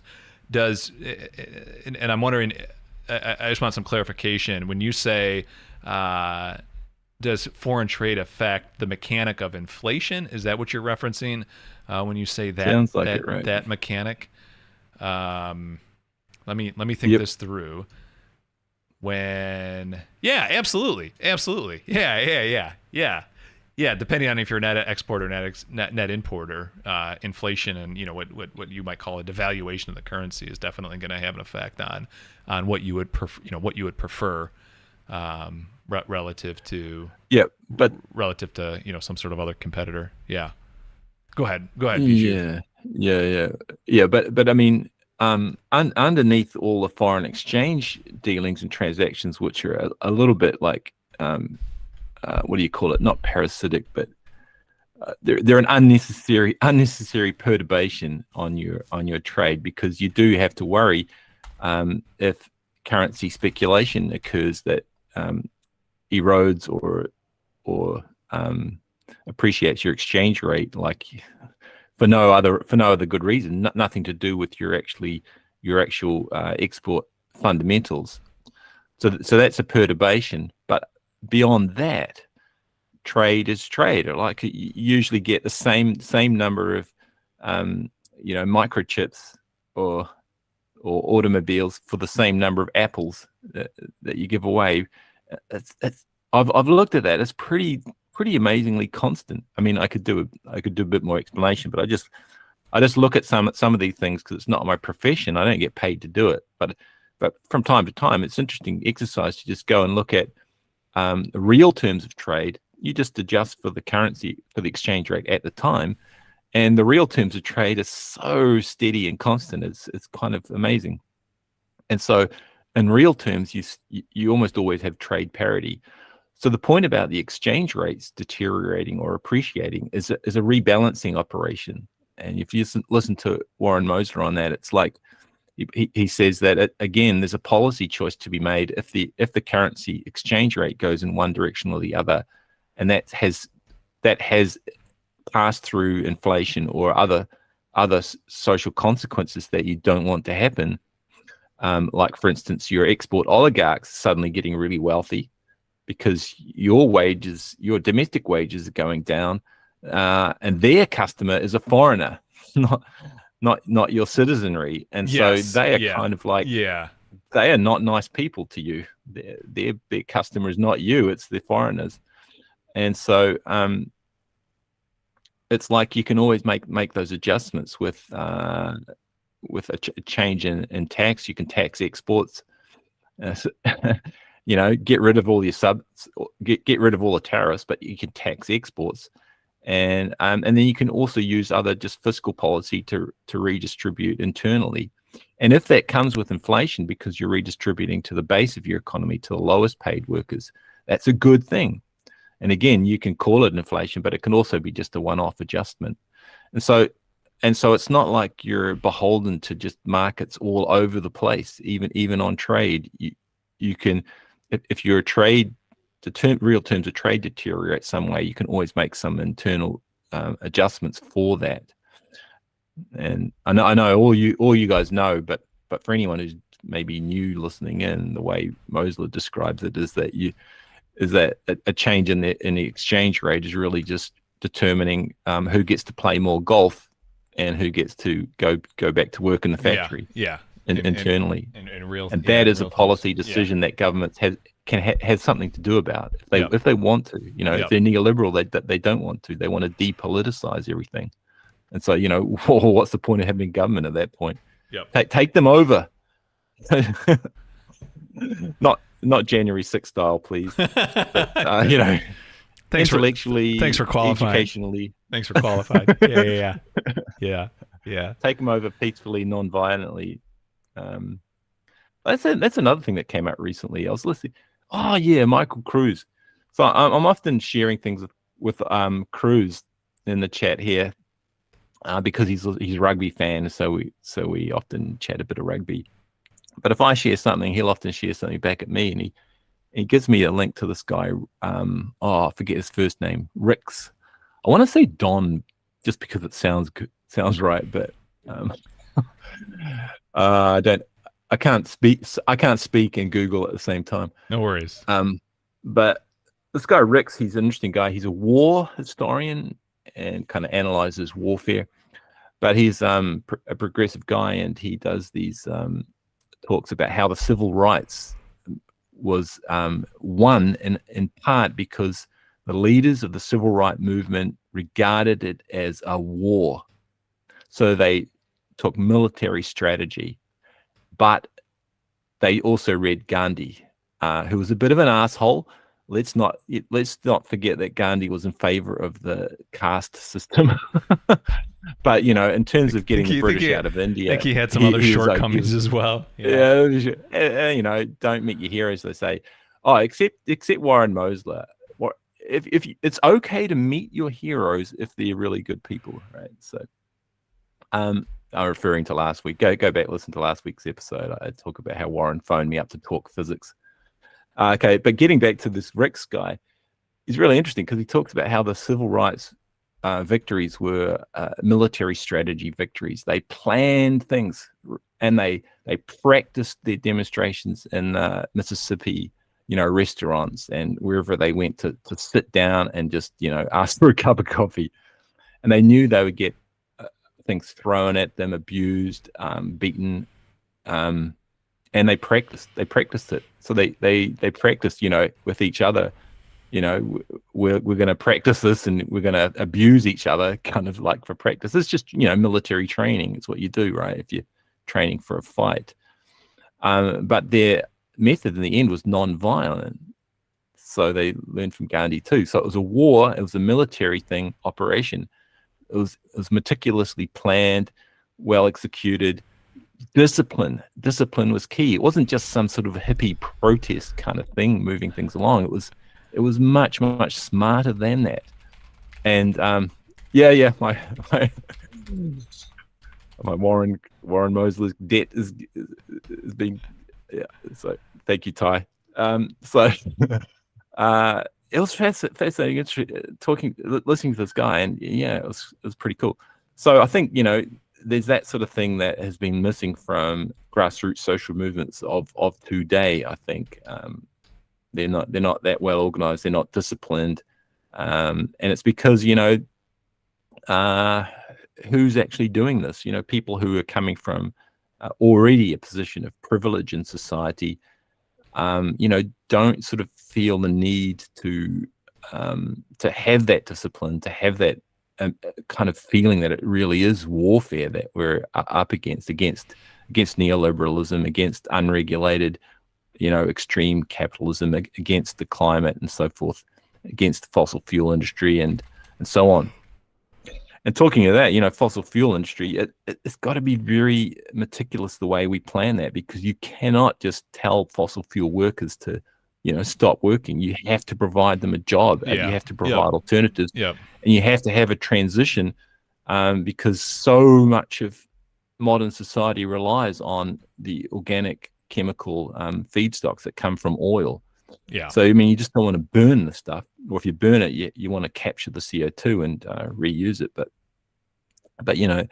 all these things have to be, carefully planned out. But the activist side of it needs to be, I think, more militaristic but non-violent. So that was just thinking. I just wanted to reiterate that I'm not in favor of overthrowing your governments with weaponry, with actual guns and January 6th style crap. That's just going to be self-defeating. Because but yeah, this guy Rix was fascinating. It was really, really interesting listening to him. What else? There was another question. I will not. I will not be participating in an overthrow of the government. You're on your own, guys. You're on your own. One of the questions that came up earlier is going to kind of really transition quite a lot here. Is massive Treasury auction going on right now, and a lot of people thinking that that's going to cause some turbulence in the markets. I'll switch. I'll switch to that.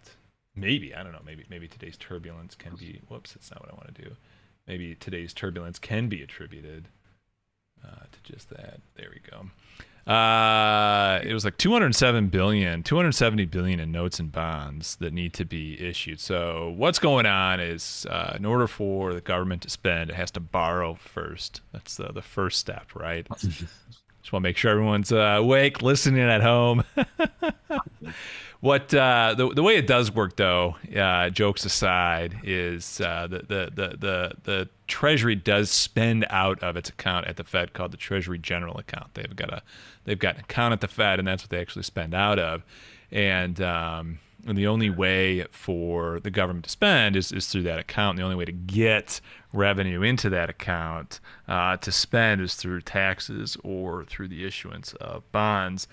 And so they have to issue out these bonds now to refill up that TGA account. They want to have it at.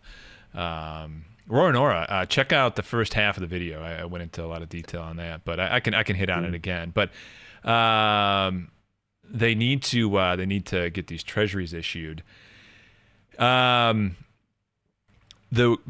kind of the Main Street concern is that, look, that's money that the private sector has that would have went elsewhere, that is now gonna be pulled out of the private sector and pulled into the government sector. And so that is the big concern. We saw this concern first come about in June after, I'm going to pull up a chart here, in June after the debt ceiling, right? Because the TGA plummeted into June, nearly hitting $0 left, which would have been obviously a technical default if they weren't allowed to issue more bonds. And everyone was saying, hey, look, and this is at the start of June, hey, this is going to be a huge liquidity pull, a liquidity drain starting in June. And if you've been paying attention, as it turns out, markets are up almost 10% since that point. So it's been the exact opposite. And it all comes down to this issue that all bond sales are, all treasury sales are effectively pre-funded by government spending, right? And so the reserves exist first to then purchase the treasuries. Now it gets a little complicated because the Fed can't directly purchase the bonds or the treasuries from the Treasury to fill the TGA, but there is a step around this, and it's the same step that, just like the person, you wouldn't sell your home to someone who's got a 20% down payment without the other cash, or some sort of some sort of agreement to continue to pay you for the house, right? I mean, you want the entire check for the house at closing, but the person who's buying the house obviously doesn't have the entire funds to purchase that house. So what do? Well, you get a mortgage, right? And there's a way to create the money that you don't have to purchase the thing that you want, where everyone in the situation gets what they want, and that's what effectively this repo agreement is. That the Treasury, what ends up being the banks that are going to purchase these bonds, have in agreement with the Fed, that's effectively operating as kind of the intermediary bank to create the momentary reserves to go ahead and do this entire purchase of the bonds. So suffice to say, the reserves actually get created first through this very convoluted system. And then those reserves are there to then purchase the bonds. And then when it's all said and done, you have new net financial assets that never existed. The conclusion then is no, this isn't a concern. This isn't a liquidity drain. Maybe, and we talked about this with Ryan and Adam a few weeks back in one of our live streams, maybe there might be a momentary reshuffling. They couldn't think of an example how this could be the case, and Ryan's far more of an expert on kind of the inner workings of the balance sheets of companies. But maybe there's a brief reshuffling that has to take place. But I can't piece together how it would ever be the case where a bank or the banking sector as a whole is in somehow in a capacity to not take on bonds. I would imagine when they do the Treasury auctions, UK, Australia, New Zealand, USA, Japan, there's usually always a very high bid to cover ratio. So it's like it's a roundabout way of doing it, but there's never been any evidence that the markets won't buy the bonds. I mean, it's just so. Because they always have the reserves, and they always want. They always, the government is supplying the reserves. Yeah, yeah. But also, was anyone talking about put aside the platinum coin and other gimmicks that are far less gimmicky than the system of just not allowing Treasury to directly spend. The other thing that Warren talks about is there's actually a rule. That what happens when the government needs to make a payment that's promised and the TGA account is at zero. Yeah. And the rule book says put a negative number into the TGA account. which is a loan. Yeah. Yeah. So they got it too. It's almost like they've thought about it and they know what to do. Yeah. Someone thought about it. I can only imagine the discussion that's come up, like every time the Fed decides to I'm sorry, not the Fed, but Congress decides to put one more roadblock in the way. I can only imagine the discussions that are taking place with the Fed and the Treasury and the dealer banks. Okay, well, how do we get around this thing now? What's the step now? How are we going to get around this now? So exactly. Those discussions undoubtedly happen. So yeah, I'm not too concerned about it. I think any selling we see is 100% predicated on a couple things. Number one is just, the fiscal side of things is going to be slowing. And then number two, we've just had a massive rally, and it needs a little bit of a blow off top here. All right, Mark is saying, right. I think the concern about the Treasury issuance was about duration, that there might be more issuance of long-term coupons rather than short-term bills, which may spike the 10-year yields. We did see the spike today. Yields on the 10-year spiked. That might be the case. Why is that a concern? I'm far from a bond guy myself.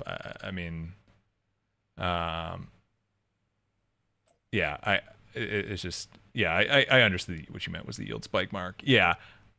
I guess that's a good question, Bijou. What concern is there though about yields spiking and whatnot? And as Vladimir is saying too, it's a concern on a fixed exchange rate, right? Yeah, or when yeah. you don't have control of the currency, but otherwise it's just the term structure, and whatever it is, the market will come together, and you'll get buyers and sellers, and they'll settle on what they regard as a fair price. Yeah. As Vladimir points out too, I mean, if the dealers don't come to play, they can lose their seat at the table. They might even be legally obligated. Yeah, I think they do that. I mean, I think they're all but obligated. Yeah, I think they're obligated. So, that's actually an interesting point. Like, so, what if the primary dealers all just decide, I don't want to be a primary dealer? What? That's a little bit of structure there in the system in the United States that I don't quite understand. If they were to do that, if they were to decide that, then the primary dealers,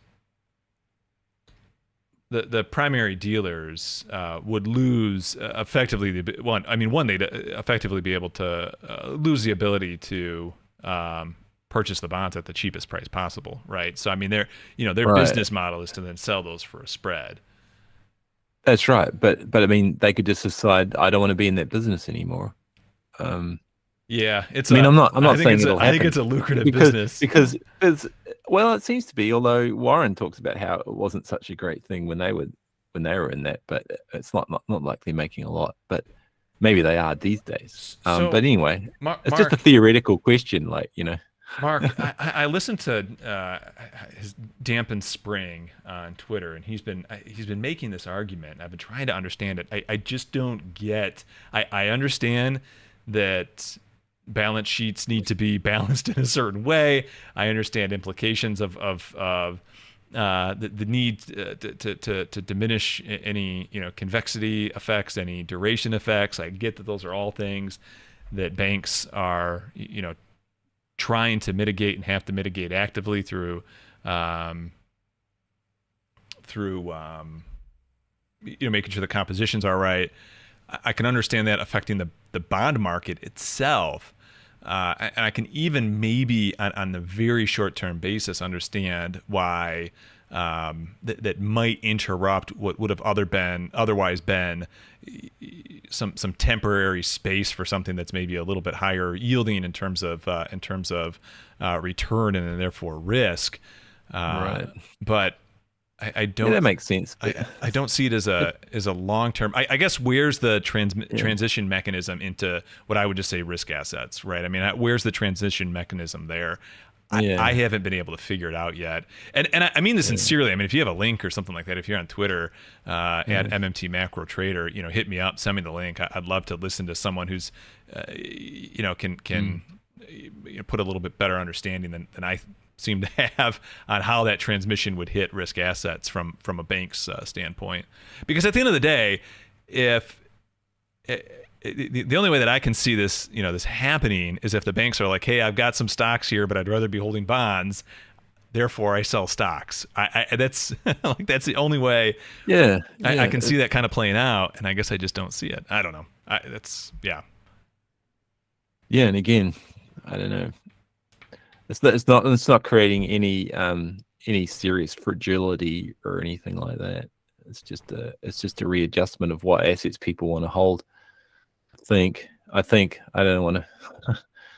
Yeah. But maybe it is, right? Maybe we're finding that out right now. Maybe today was the first day of massive sell-off because of the issuance of bonds. Could be. And I'll be scrambling to update my knowledge. Yeah.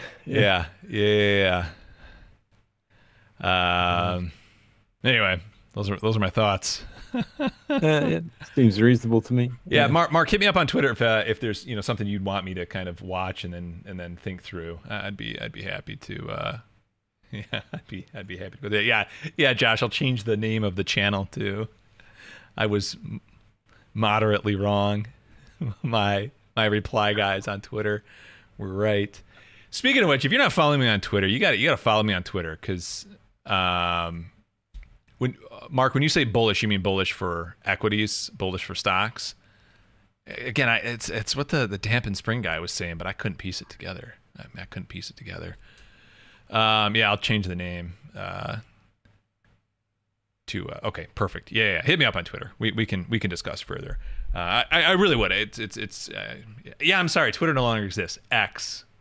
We'll discuss it on X. I'm not sure if I'm gonna ever. I don't know. I call it X. How far are you away from quitting X? No, I'll stay on it. I'm not gonna. Stay on it. Yeah. I'm not gonna. Reasonable engagement. I'm not gonna quit it. I mean. That logo though, man. Yeah, it is a bad logo. I don't know.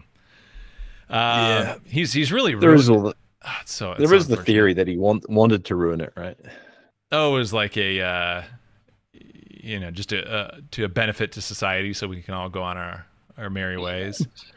Yeah, if that's the case, then someone needs to hit the button on Facebook. I mean, I think bringing down Facebook would be far better for society. I think it would go Facebook. I think it would go Instagram. I mean, I would put really that would be what I would take down first if we're actually Snapchat. Snapchat if we're going to benefit society. I mean, there's no one like. I mean, Twitter doesn't revolve around just the pure vanity aspect, right? Yeah. I mean, it is literally just pictures of half naked girls on Instagram that drives that entire thing. A little bit of whack-a-mole though there. I mean, so it's like if one social media platform goes down, another pops up for people to just have iPhone, will post. Yeah. Sort of thing. Or Samsung Galaxy, whatever you got. Yeah, just the capacity of anyone from a industrialized nation to grab a cell phone and just start putting trash content on the internet. It's just exploded in the 2000s, this millennium, and so hard to put a plug in it, right?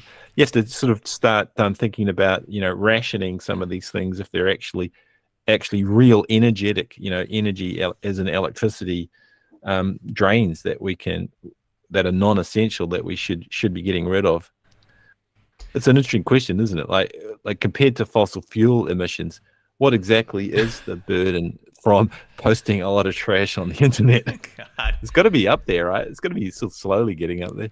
Teddy, I gotta tell you, man. One, welcome to chat. I haven't seen you in a while. Welcome back. But two, I finally had to sign up. I've never had an Instagram before, and I finally had to sign up to get on Threads, and I sign up, and I get my first landing page where the algorithm starts. I took a screenshot of it. Maybe I can find it. It was the 9-block post, and it was all half dressed under the age of 20 girls in like bikinis and shit. I'm like, what the hell? I mean, the only information they would have had about me is my email, so maybe they were able to fish out that I'm like, but don't you know I'm 39 and it's highly inappropriate for you guys to be pushing like people half my age. Oh, it was terrible. They're there to if you do engage or if you do click, it's going to be like, would you like to trade with me on Bitcoin? Yeah. Or Binance or something like that. That's what it is. So anyway, 4 hours later, I'm like, Zap's not for me.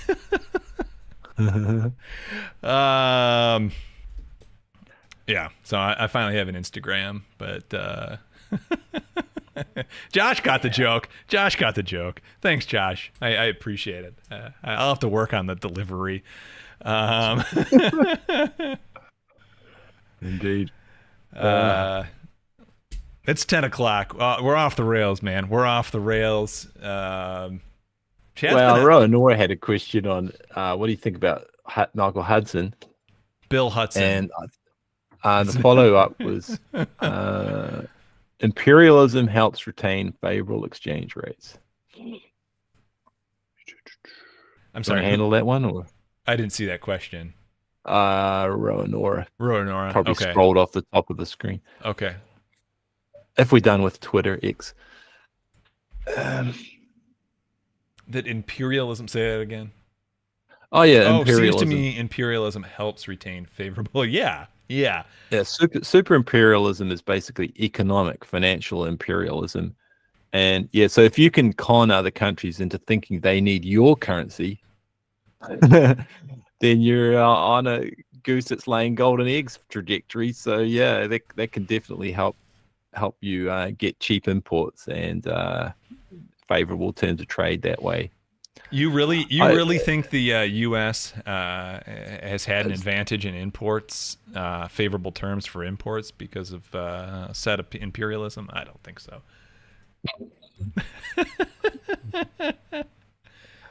well, it's a become almost like a psychological imperialism, right? Okay, it started off a little bit militaristic, and then it and then it became, yeah, that's the joke.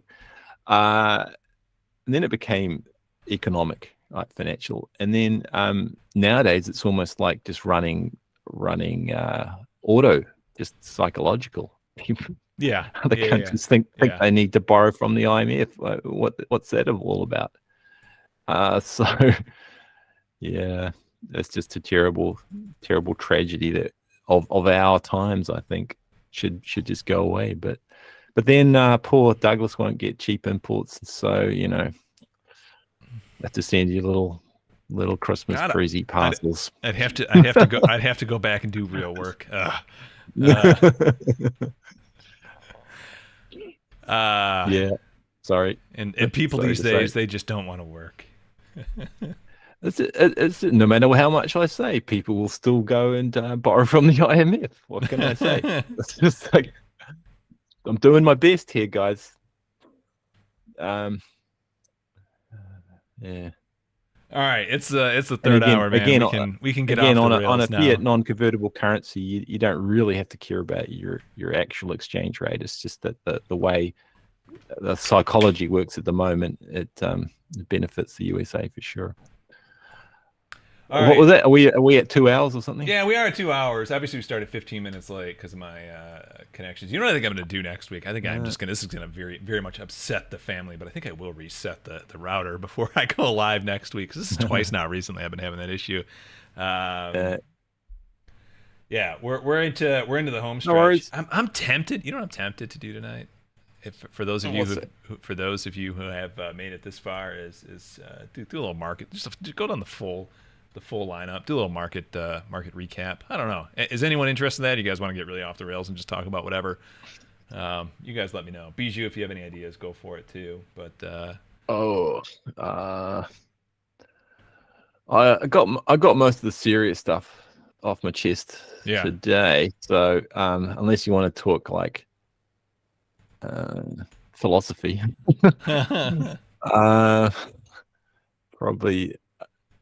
I could probably wait next week to sort of regenerate some new things to chat with you about. Okay. Unless you, just thinking.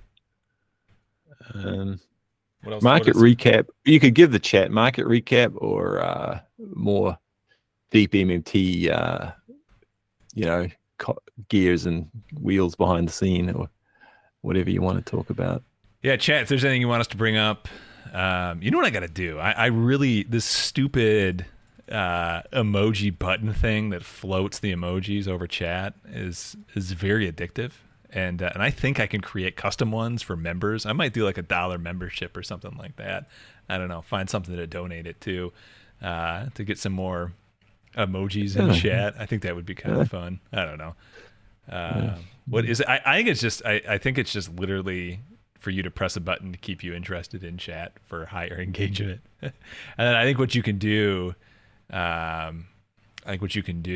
is create custom emojis in that little thing, and then just get more chat engagement. Yeah, I don't know.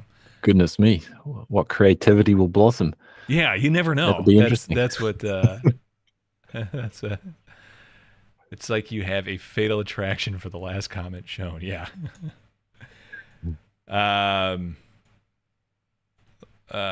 They think we're goldfish or something who need. Yeah, I do need stimulus constantly, though, man. Yo, Ty Keynes with the $2 for $2 for the super chat. Thanks, Ty. I appreciate it, man. I appreciate it. We love having you here.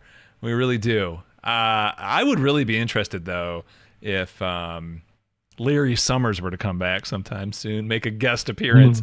That would be quite fun.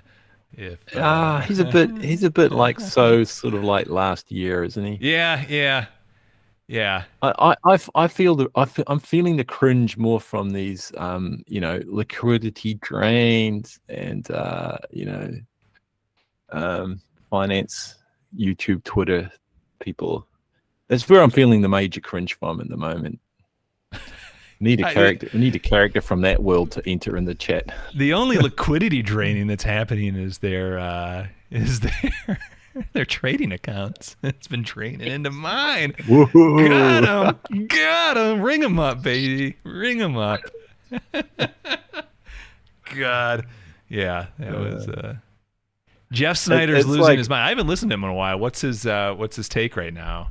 Still euro dollar's falling. He's been seeing the, like, it's kind of weird because it's like I agree with, he's in a very dark place. Has he cut his hair yet? He started growing his hair out in the COVID era, and he hasn't cut it. I don't know. Yeah, more gloat thumbnails. Okay, this is hard for me. And here's why, because part of me wishes I had never kind of started an online relationship. That sounds terrible. I wish Warren Mosler didn't know about me, because if Warren Mosler doesn't know about me, I don't care about anyone else's opinion of me, right? And I would just go, the Doug that you guys don't know about absolutely would go, just crazy on the Twitter thumbnails. Like the block of cash is the cell phone or whatever, right? I mean, I would absolutely do that. But there are just like a few people who I'm like, I just don't want them to see me as that. Mosler's one of those. But maybe next time when we hit some fresh new highs or something like that, I'll do a very gloating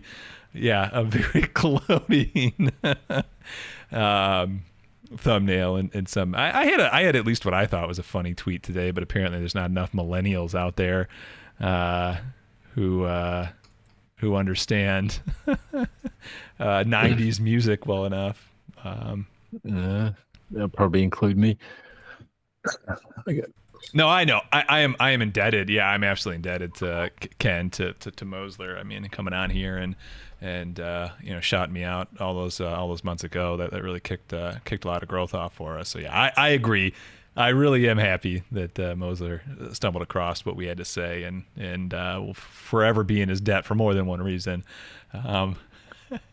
Yeah, he's also a good exemplar. I mean, he's non-aggressive, so yes. he doesn't put people off so much. Unlike me. Yeah. You can be a bit aggressive, but I was thinking about the people actually. But yeah. Oh. Okay. Yeah, no. You can be a little bit annoying to a monetarist in neoclassical. I get that. I can kind of see how they get annoyed by you. I mean, I don't really. I don't have no reason why anyone get annoyed with someone who's like telling things like they are. But yeah. Here's how you can make money. Why I hate you, Doug. Well, I like it too because my one main detractor, who's called me a little man in the past. Little man. My main detractor, he has now resorted to, well, your call wasn't that good because we had very low unemployment. It wasn't that good because unemployment was so low. Yeah. Jeez. Yeah. Wait until he gets a hold of what is it? What are we calling it? Deep MMT. Ooh. One. If we do an unemployment model predictor. Oh yeah. All these things. All right. So there's a whole lot of space ahead to develop all these analytical tools from MMT angle and more victories to be had. And I want to just repeat, it's a victory whether unemployment goes up or down in a sense of learning and education. Certainly not a victory for the people who suffer from that. Because there's quite a lot to play out, right? And then I'm still thinking, even with catastrophic global boiling indicators seeming to be pretty obvious. I want to say, I don't know, but I still don't think we're going to have a change out of neoliberalism for a while to come. So there's still a lot of madness and lunacy that'll happen with thin Twitter and thin YouTube getting it all wrong again. That whatever the next thing is in 2 or 3 years time. So yeah. Holy cow! We have a world-renowned economist dropping in the chat. Larry Summers, we need to increase interest rates to crush employment. Yeah. Yes. I think because those damn workers, those damn peasants aren't working hard enough. Well, yeah. And my thought is, if you're not working hard enough, you should just be unemployed. Because then you're reducing inflation for everyone else who is wanting to work hard enough. So, Larry Summers, you've changed my mind. And Larry Summers, welcome to the chat, man. Thanks. The logic of Larry. It makes complete sense. I do like this one, by the way. Teddy Bruschi, man, Darth Dougius. Yeah, that'll work. Because as a big Star Wars fan, I love that. Oh yeah, that comes up early on in your Bob Murphy and Bob Murphy. Yeah. Oh, it's so bad too, because you're in this you're in this mindset. And I'm just laughing. Yeah. In retrospect, because he makes the point that he makes the line that Obi-Wan tells Anakin after he's chopped up. I've failed you, right? They're on Mustafar and he's burning up, and I should have said something like, well, what, did you just chop my arms and legs off? Is that how this debate is going to end? But instead I just kind of laughed at it. So yeah, you kept it cool. It's hard to come with that witty stuff on the spot when you're waiting for. Well, I would have thrown a Battlestar Galactica or a Star Trek thing at him. Well, there's only one good sci-fi world. Obi-Wan Doug. All right, chat. I think we've reached. I've never seen Star Wars. These references are going right over my head. What? God, it's such a good series. When I was young, I never did watch Star Wars. It was not until I was like 17, 18 that I really ever got into it. I mean, I'm sure I had seen bits and pieces of it, but yeah. I went a slightly different route than most kids just get into it when they're kids, but yeah. Were you a comics book guy when you were young? Or not? You know me in reading, right? Thing, right? You know me in reading, yeah. So that was yeah. Oh, well, comic books are mostly visual. Yeah. That was now okay. I like this Larry Summers guy better because I bet he would have liked Star Wars, but now this Ty Keenes guy coming in saying Star Trek is a bit better. I actually tried to rewatch some of Star Trek. I did when I was a kid, let's say 15, 16 range. Star Trek was on right when I would come home from school. The one with what was her name? It was the first female captain, right? Oh yeah. What was Captain, was it Star Trek Voyager? Was that it? Voyager. They got lost, right? Yeah, Star Trek Voyager. So I would watch some of those, and they were not bad. Yeah, Catherine Janeway or whatever her name was. Captain Janeway. So I've tried to get back into Star Trek. The original Star Trek on TV was a thing of its time. It was pretty classic. It was yeah. Star Wars helps crush demand for cultural phenomenon. So I like it. God. Oh my God. Yeah, my dad was a big Star Trek fan. He always wanted to get me into Star Trek, but I don't know. Maybe one day.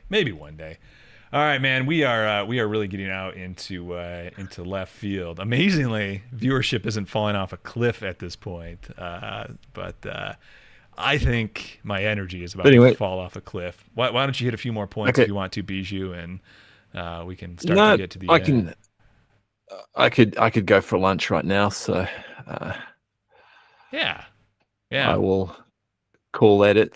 Put a cap on that for tonight. Nice. And yeah, we'll be back next week. Next week, I do believe from now until then, the Bob Murphy podcast will hit. Obviously, I'll tweet it out, but it should hit sometime this weekend. So check that out. And y'all can roast me next week. Tell me what I did wrong. I have two things that he asked me about that I didn't really have an answer for. One I didn't understand, and the other I just really never thought of. So we will definitely address those two things next week. It'll make sense when it finally goes live. But again, check that out. And it was a very charitable conversation. So I think everyone at the very least will be happy that I was able to get some good MMT discussion in a way that I don't think it's ever been presented before to an audience that has definitely never heard it that way. If there is one takeaway that I have, I think that is the good takeaway, is that I was really able to present MMT in a way that I don't think that audience would have ever really understood MMT. So I would say to kind of great effort there. Yeah, to kind of put the T's out there. I that's maybe the good part of it. So that's what I have for what's the podcast again? It's the Bob Murphy podcast. When it drops, I will put a link in the description. It's not out yet. We recorded it last Friday, and it's not out yet. Ghost on the Half Shelf. If you're on Twitter, I will obviously retweet it when it gets posted. So make sure you follow me on Twitter. All right, that's what we got for tonight. Bijou, you got an outro, or do you want me to? I kind of do. Yeah, let's go. Let's go. Okay, it'll be in kanji, or this is okay. So a nod to our Japanese MMTers. Hope we get some in our chat in the near future. The weird MMTers, the central bank that seems to understand MMT but doesn't really understand MMT. So for all you Japanese fans out there, and they're a great little rugby team. I've got this one for you. So here we go. I'll try and do it well. Furo basic quin kamoto setomo shirareru unibasaru basic quin kamu sedowa aratana ribararuna toro inamo kuba de ari. Rodo siaki kui no tote wa kyodai na musoda. For more awesome MMT internationalism, tune in next week. Same MMT time, same MMT channel. Right on. We'll see everyone. Yeah, is Bijou going to get canceled for that? I hope not.